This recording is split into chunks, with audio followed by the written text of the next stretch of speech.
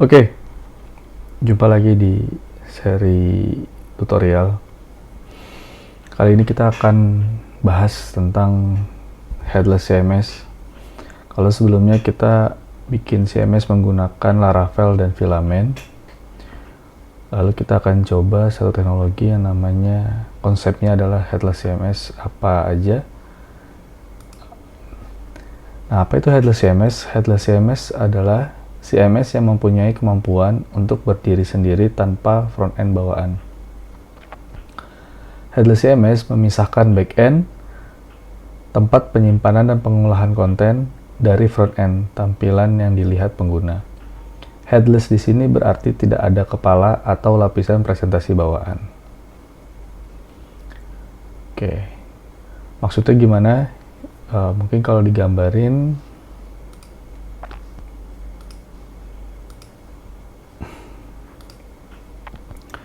biasanya itu kan website, kalau misalnya Filament Laravel atau WordPress, Joomla. Ini kalau di sini ada website.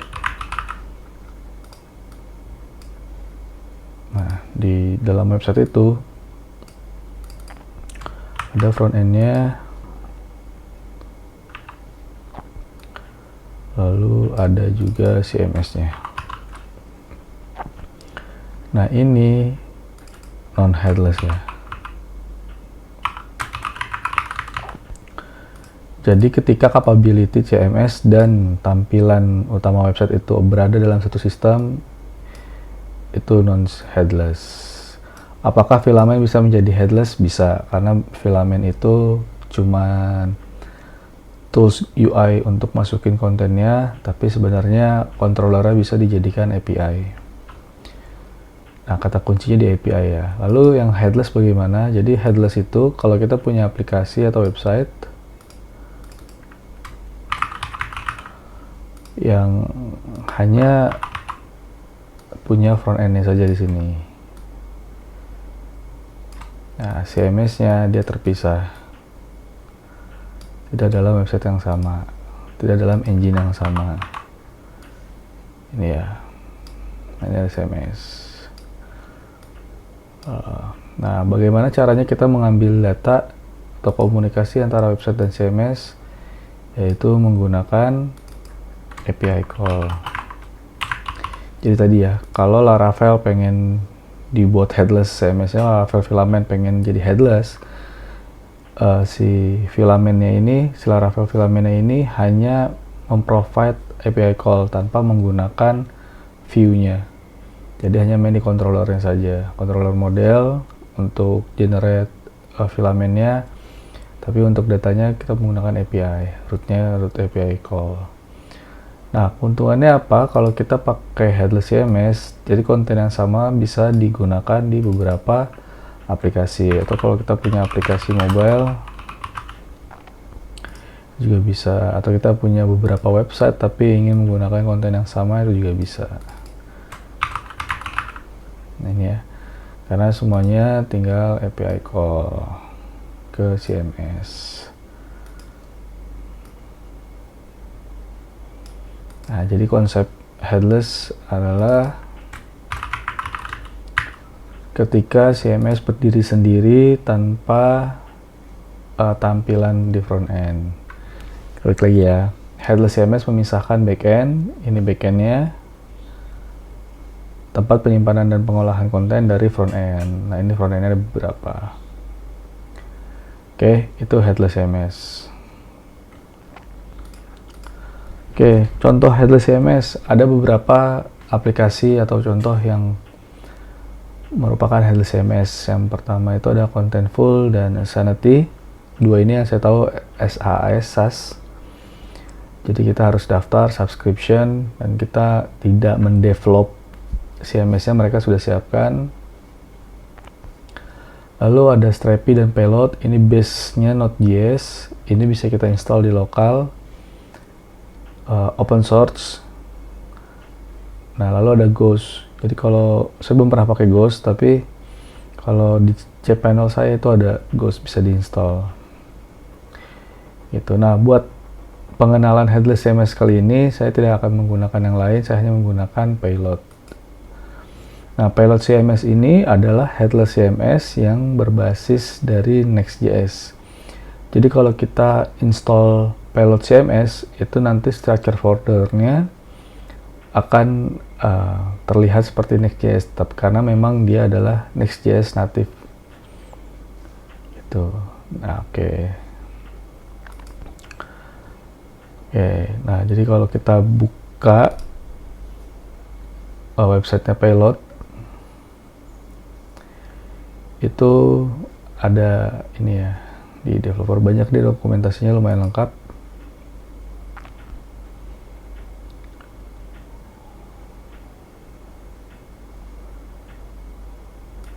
Documentation. Internetnya lagi ngaco kayaknya. Nah, oke, kita lanjut dulu.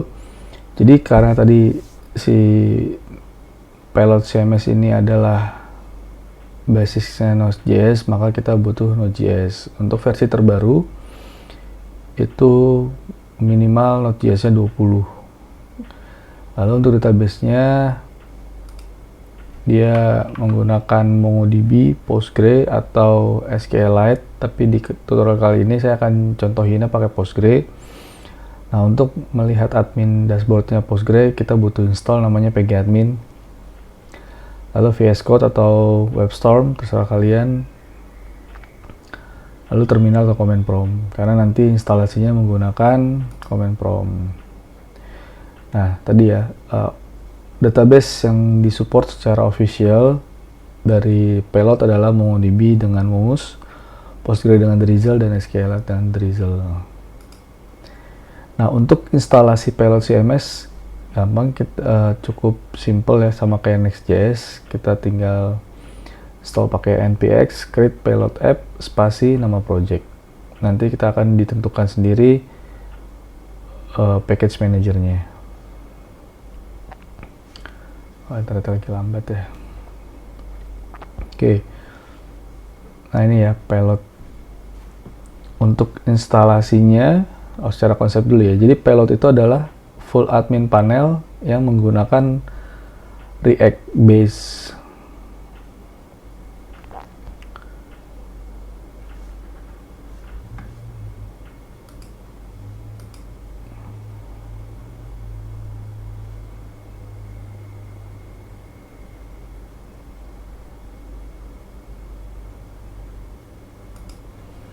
Oke. Jadi payload itu menggunakan React base. Dia akan membuat database skema sendiri. Nah, tadi ya, karena dia API, komunikasinya menggunakan API call, dia memberikan beberapa pilihan, yaitu menggunakan REST API atau GraphQL. Oke. Nah, kita coba dulu buat install payload CMS ya. Kita bagian instalasi, ini yang dibutuhin Node.js versi 20 karena kita menggunakan versi 3 ya. Lalu untuk database kita akan menggunakan Postgre. Kita copy aja, lalu kita ke terminal.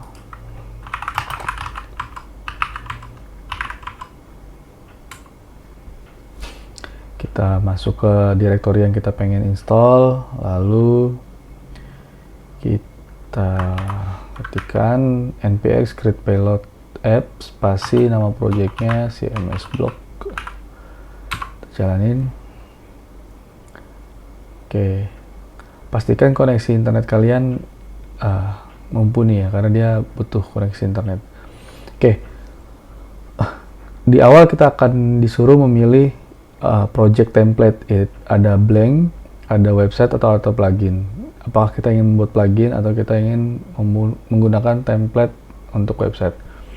Sebenarnya kalau template website ini udah sangat sangat lengkap. Kalau kalian pengen membuat sebuah blog atau sebuah website, itu bisa banget pakai website. Tapi karena kita ingin belajar, maka di kali ini kita akan membuat dengan blank.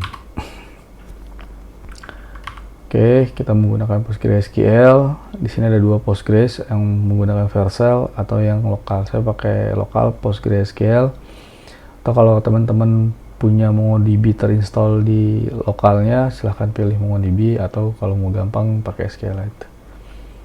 Kita pilih Postgre, kita setup dulu Postgre-nya, username-nya, lalu masukkan passwordnya. Nah, lalu masukkan CMS block-nya. Ini CMS block ini adalah nama database-nya ya. Kalau sudah, kita enter.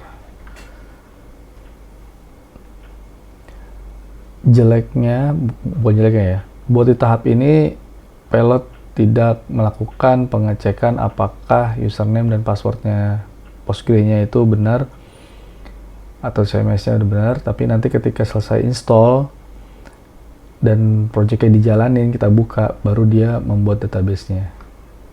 Pengecekan database dilakukan ketika kita buka pertama kali. Nah, untuk package manager ini akan dipilihkan sendiri dari payloadnya dengan package manager yang sesuai. Untuk saya dipilihkan npm.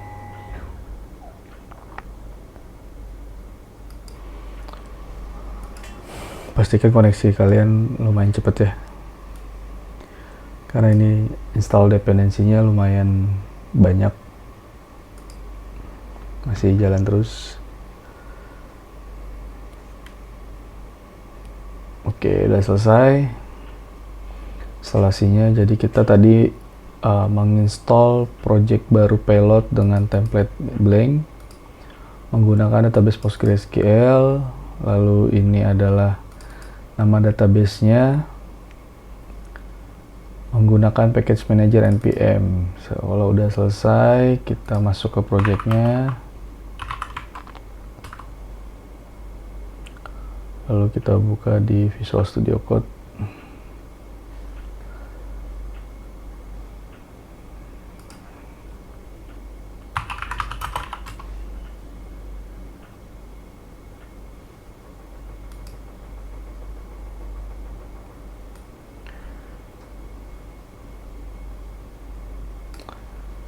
Kita lebarin dulu layarnya. Kita gedein fontnya. Oke.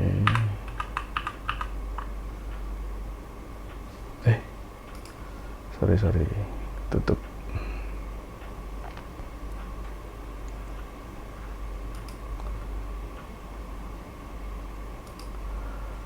Open folder.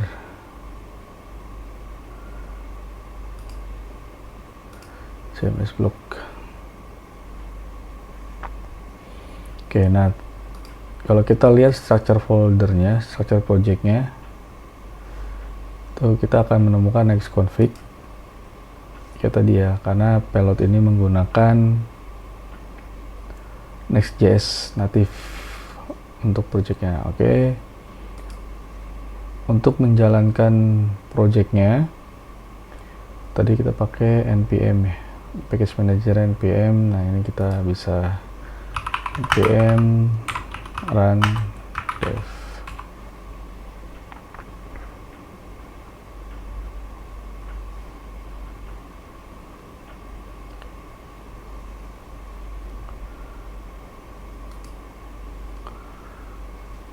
Oke,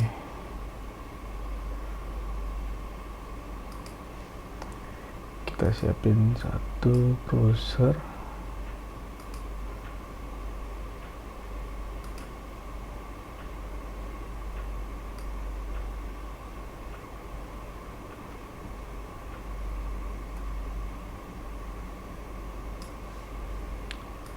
Oke, dia udah ready ya buat jalanin. Kita jalanin localhost 300. Tadi seperti saya bilang ya, ketika kita buka pertama kali localhost 3000,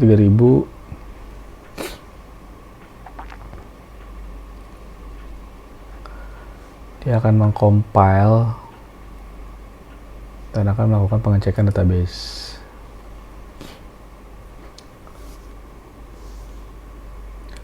agak lama, bukan karena pilot memang agak berat, agak banyak filenya yang di load, tapi ini lebih ke komputernya aja yang lama. Jadi kalau mau bantuin saya beli Mac baru, silahkan scan Saweria. Oke, nah ini ya, dibilang database CMS block does not exist, kemudian langsung di create baru. Dia bikin create database CMS block, masukin skemanya, diambil skemanya. Nah, ini adalah tampilan pilot pertama kali kita bisa pergi. Nah, kalau mau edit halaman ini, halaman pertama, ini dia bilang ada di app front-end page text. TSX. Nah, apps front-end page TSX ini ya. Kalau mau merubah tampilan halaman awal, karena basicnya adalah Next.js.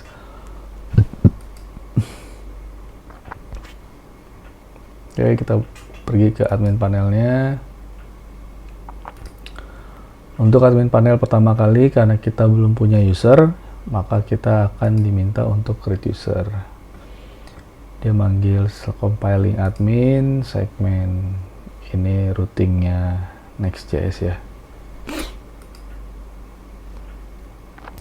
Tapi kita nggak bakal drill down lebih dalam untuk si Next.js-nya di sini. Kita hanya akan menggunakan pilot untuk membuat CMS yang lebih simple, yang lebih gampang. Oke. Agak lama buat pertama kali karena dia banyak yang dicek. Oke, nah ini kita disuruh bikin email.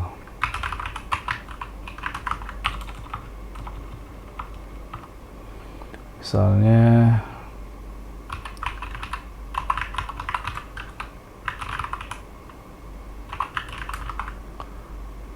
password.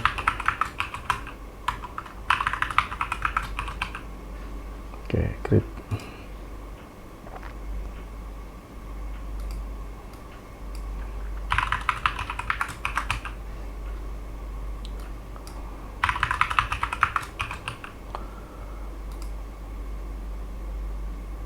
Oke, nah ketika kita baru masuk, kita akan disuguhkan dengan list of collection. Apa itu collection? Kita belajar sebentar, tidak akan deep dive, tapi nanti kita akan deep dive-nya lebih sebentar berikutnya. Nah, collection adalah tipe data is a group of record. Jadi biasanya saya bilangnya adalah tipe data. Jadi kalau kamu pengen punya tipe data post, page, atau kategori, itu masuk ke dalam collection. Disebutnya dokumen sama dia karena dia bikinnya dokumen menggunakan common schema. Nah, skemanya juga common. Kalau kita lihat di PG admin, refresh. Nah, ini ya bentuk skemanya. Tabelnya dari payload. Oke, kita baru punya dua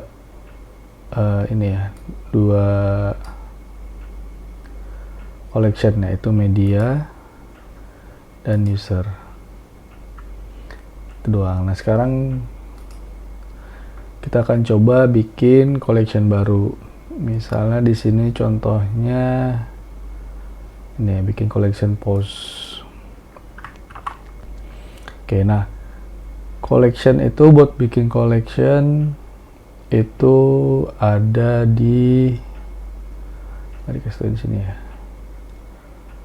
Ada di sini sih. Ada di src collection. Nah, kalau kita pengen bikin collection baru namanya post. Untuk masukin postingan, kita masukin post.ts. Lalu kita akan bikin post. Tadi ya pakai collection config.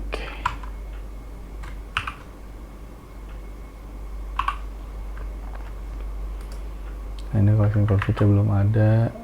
Kita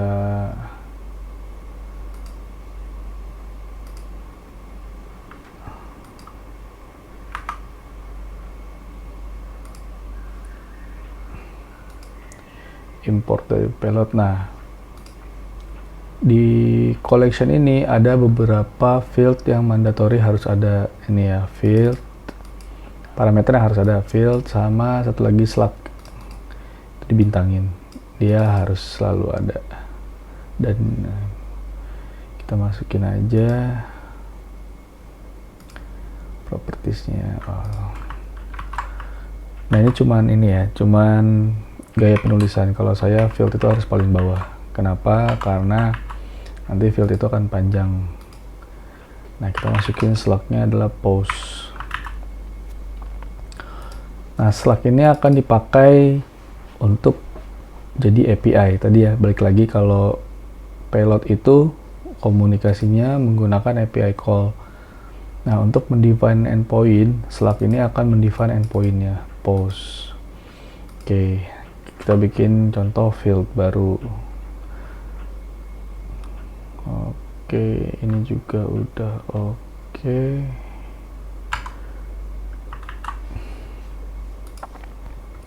Nah, kita mendefine dua field ya. Pertama title untuk jadiin judulnya, lalu kontennya. Kalau title tipenya text dan dia required. Nah, kalau konten dia berupa rich text. Nah, si payload ini sudah mempunyai rich text bawaan ya. Jadi nggak perlu install rich text editor WYSIWYG. Nah, ini dia menggunakan Slate.js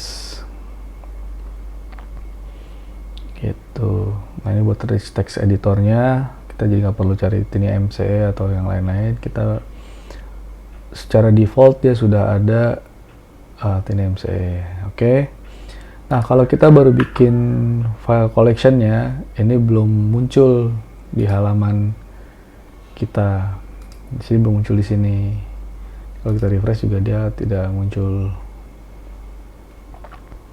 Belum ada. Nah, kita harus mendaftarkan si collection baru ini di payload config. Payload config, bagian collection. Ini kita tambahkan post.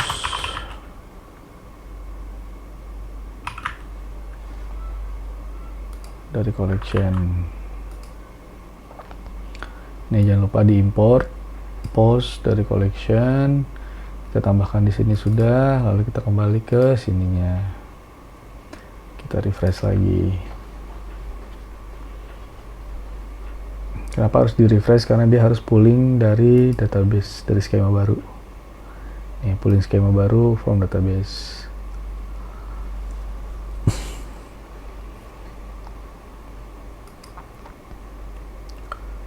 Oke, udah selesai. Nah, sudah ada ya collection baru namanya post. Di sininya juga sudah ada di hamburger menu. Oke. Ya, ini sudah ada post. Kita masuk.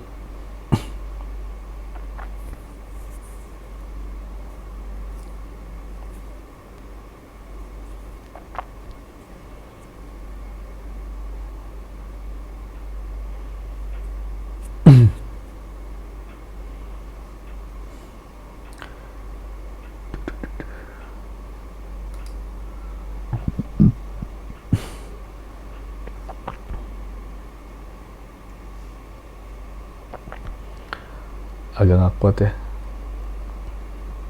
komputernya.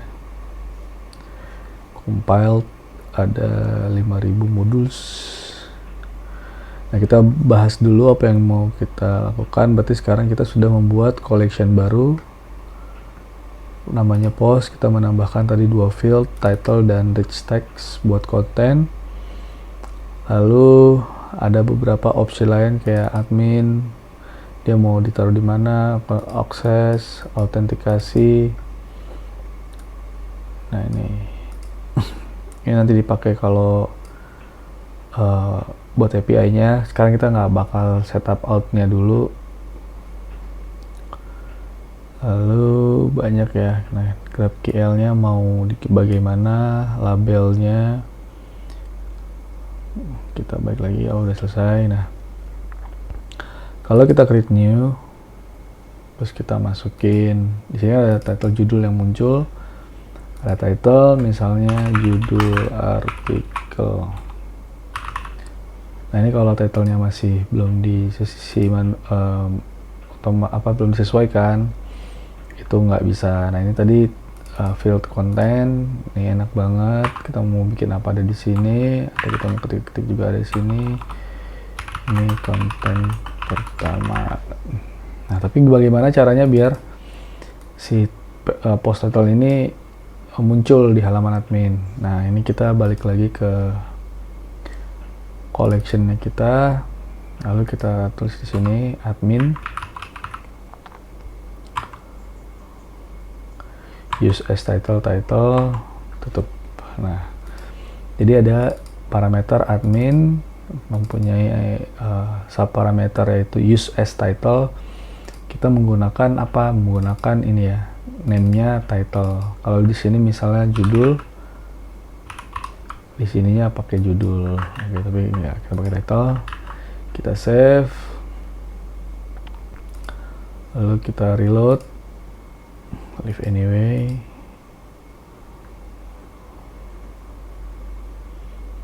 Kembali ke postnya. Kita create new. Nah sekarang kalau kita isikan title di atasnya ini, di untitled akan berubah. Oh belum, kita reload dulu, dia belum ke load use as title-nya.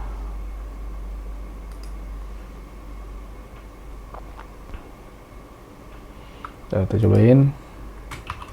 Nah udah ya, ketika kita nulis judul artikel, di atasnya udah mulai masuk judul artikel. Lalu ini adalah contoh artikelnya. Mana? Ulang lagi, di baru keluar judul artikel. Oke, kalau sudah kita save. Successful created. Nah, kalau kita sudah save, dia ada tab API. Tab API ini yang akan kita gunakan di aplikasi atau di website front end-nya untuk memanggil. Kita copy, tapi ini bakal gagal ya. Atau ini deh, kita authenticated nggak usah. Kalau dia tidak authenticated bakal keluar gini. Saya nggak akan nyobain autentikasinya, tapi kita pengen belajar konsepnya dulu. Kita pakai standar client.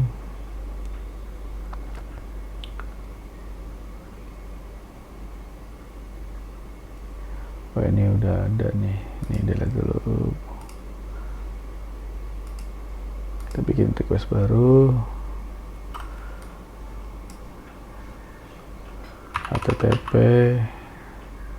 2//localhost 3000 slash double. Masukin linknya, send.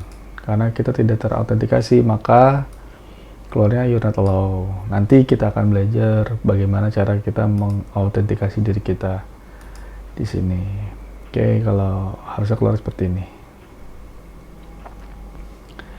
Ya, itu aja buat tutorial kali ini. Nanti kita akan lanjutkan. Jadi sejauh ini kita sudah belajar beberapa hal tentang payload. Yang pertama, payload itu adalah Node.js.